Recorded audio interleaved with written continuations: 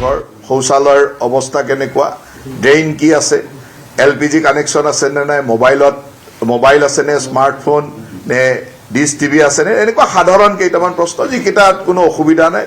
সাধাৰণ মানুহে সুন্দৰভাৱে কৰিব পৰা উত্তৰ দিব পৰা ব্যৱস্থা গতিকে সময়ো বেছি নালাগে আৰু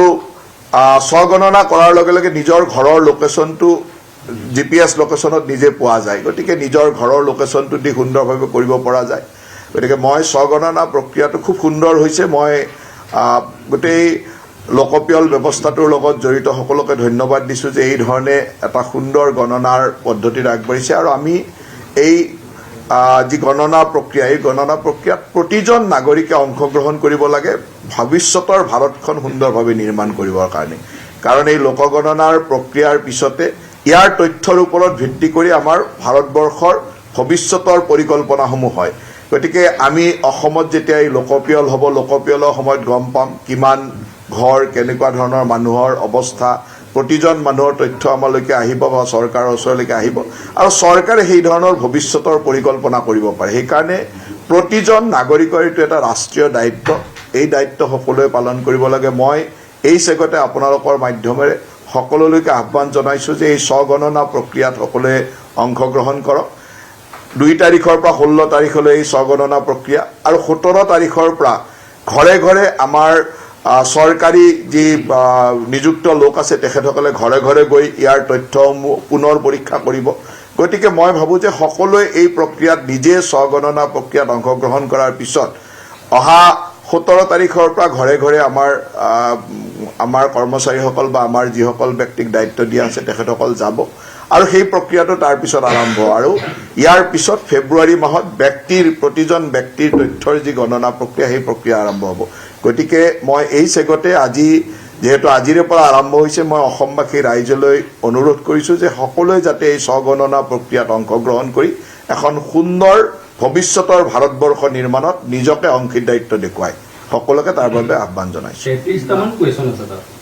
যিখিনি আপুনি ক'লে ঘৰৰ মুৰব্বীৰ নাম ঘৰ কেনেকুৱা কংক্ৰিটৰ নে বা বেলেগ ধৰণৰ পানীৰ কি ব্যৱস্থা সকলোখিনি আছে ঘৰৰ লোকেশ্যনৰ কথা আছে তাত দিব লাগিব GPS ট্ৰেক কৰি গতিকে সেইখিনি যিটো প্ৰচেছত যাব তাৰ কাৰণে এটা স্মাৰ্টফোন বা লেপটপ যি ব্যৱহাৰ কৰিব কিমান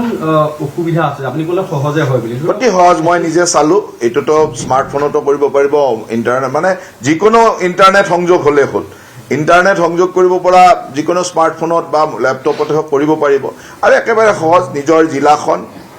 কৰাৰ লগে লগে আৰু নিজৰ ঠাইখিনি চুবুৰীটোৰ নাম দিয়াৰ লগে লগে GPSত লোকেশ্যনটো আহি যায় নিজে চাই লোকেশ্যনটো ট্ৰেক কৰি দিলে হ'ল লোকেশ্যনটো তাত লগাই দিলে হ'ল তাৰপিছত সামান্য কুৱেশ্যনকেইটা একেবাৰে সাধাৰণ কুৱেশ্যন যে পৰিয়ালৰ মুৰব্বীৰ নাম কিমানজন মানুহ আছে মানে ঘৰটো কেনেকুৱা পকা ঘৰ মানে ফ্ল'ৰটো কেনেকুৱা টয়লেটৰ ব্যৱস্থা কেনেকুৱা পানীৰ ব্যৱস্থা কেনেকুৱা গেছৰ ব্যৱস্থা কেনেকুৱা টিভি ৰেডিঅ'ৰ কি ব্যৱস্থা আছে এই ধৰণৰ সাধাৰণ প্ৰশ্ন যিখিনি যিকোনো এজন মানুহে অতি অনায়াসে উত্তৰ দিব পাৰে গতিকে মইতো আজিকালিতো বেছিভাগৰ হাতত স্মাৰ্টফোন আছে গতিকে মই ভাবোঁ যে বেছিভাগেই সুন্দৰভাৱে কৰিব পাৰিব আৰু যাৰ স্মাৰ্টফোন নাই তেওঁৰ পৰিয়ালৰ কোনোবা আছে তেওঁ পৰিয়ালৰ যিকোনো এজনে কাৰণ এইটো গৃহ গণনা ঘৰৰ যিকোনো এজন মানুহে কৰিলে হ'ল তাৰ উপৰিও তাতো যদি কোনোবা ৰৈ যায় তেতিয়াহ'লে আমাৰতো যি গণনাকাৰী লোক তেওঁলোকেতো ঘৰে ঘৰে যাবই তেতিয়া সেইখিনি ক'ৰবাত ৰৈ গ'লে সেইখিনি তাত সংযোজন হ'ব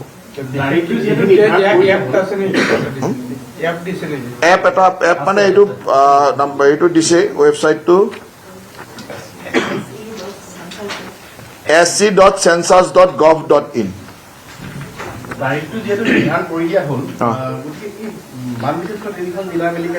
তাৰ কাৰণে হয়তো কিছু ৰেহাই থাকিব সেইটো এতিয়ালৈকে জনোৱা নাই কিন্তু এতিয়া